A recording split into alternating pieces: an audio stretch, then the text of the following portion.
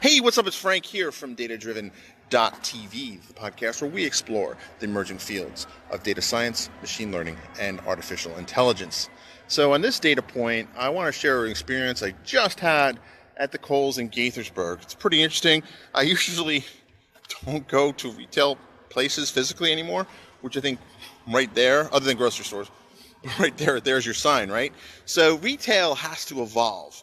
And no two people, I think, have been more responsible for the evolution of retail in the last 50 years than Sam Walton and Jeff Bezos. A lot of ink has already been shed over the concern over, what Amazon is doing to the retail industry. And, and some of that concern is well-founded. However, when they blamed it on the downfall of Toys R Us and Jeff Bezos, I thought that was kind of overdoing it.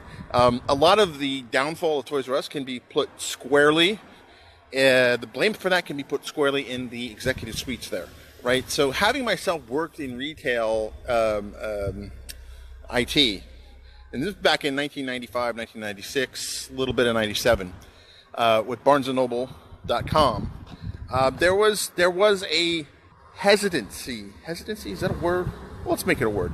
So the leadership was hesitant to adapt to the web, right? And you know what? In 1995, you can give them a pass on that one, kind of, right? So you can give them a pass on, because Amazon itself was only founded in 1994.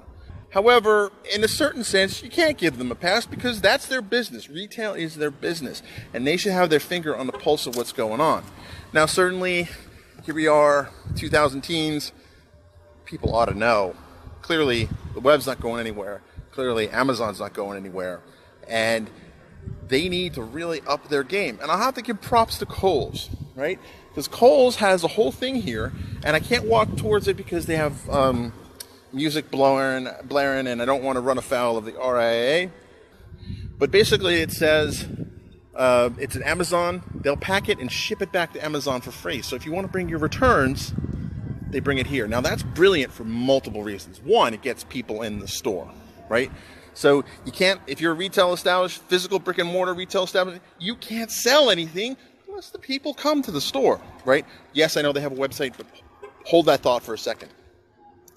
You get people in the store, right? So say they bought a vacuum or whatever, clothes, right? They bought it and they want to return it. So they'll just figure they'll go to Kohl's. And this is where Kohl's is brilliant, right? Particularly with clothes, right? You buy something online, doesn't fit, you got to return it. And say you wanted to buy a shirt, pants, dress, whatever, you have to walk through the entire store of Kohl's to drop it off to the Amazon returning thing, right? So from one point of view, it's pretty awesome because it's a convenience, but it's also brilliant. It's brilliant for multiple ways, right? So you're returning this dress, shirt, whatever, microwave, vacuum, and you have to walk through Kohl's, which sells all of those things. So that takes advantage of the physical aspect, right? So a lot of times the brick and mortars have been suffering because they don't have the flexibility or the lower cost of operations that a strictly e-retailer does. Right? So this takes advantage of that, where you walk past the clothing section, you can try it on. Right? So if you're doing a return, you can try it on right away. That's brilliant. The second thing that makes it brilliant is they know, based on returns, who shops at Amazon. Right? They don't necessarily know who, but they know in a given zip code or given geographic area how many returns come in. Right? So they can kind of glean what the customers are returning. I don't know if they actually scan the physical thing to figure out exactly what it is, but if they scan the box or the barcodes to run through the system, they probably have a good idea, at least if they don't do any data mining on that, they at least have, in terms of who's returning what, they at least have the ability to figure out the volume of returns.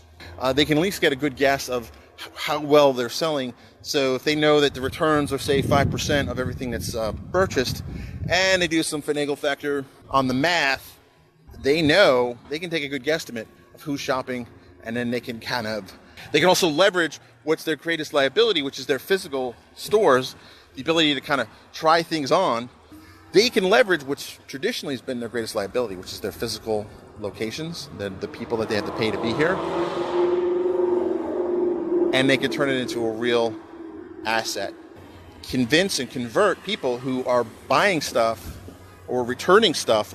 They're still hungry. They're still looking for that item that they returned that did not fit their needs. Now, maybe they bought it already again on Amazon, but they can easily go here, try it on.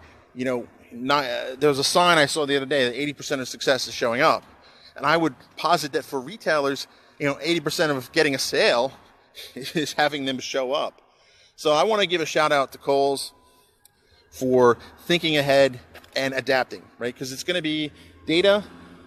Whether or not they're using the data, I don't know. I can't say one way or the other.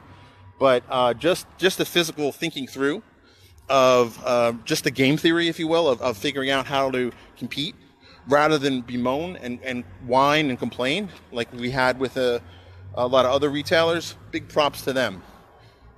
With that, you have a good day.